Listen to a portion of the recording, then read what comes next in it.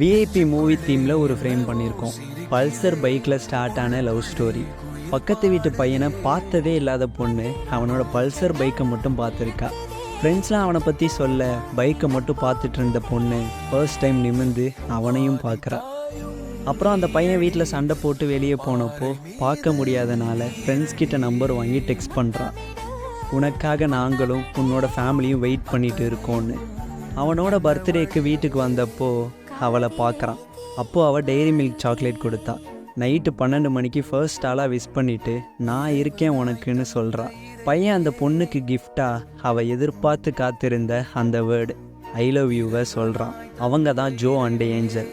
இந்த மாதிரி உங்கள் ஸ்டோரியோட கனெக்ட் ஆகிற மூவி தீமில் ஃப்ரேம் பண்ணணுன்னா எங்களை காண்டாக்ட் பண்ணுங்கள். We frame your memories. வலிகளை போக்கும் காதல் பார்வை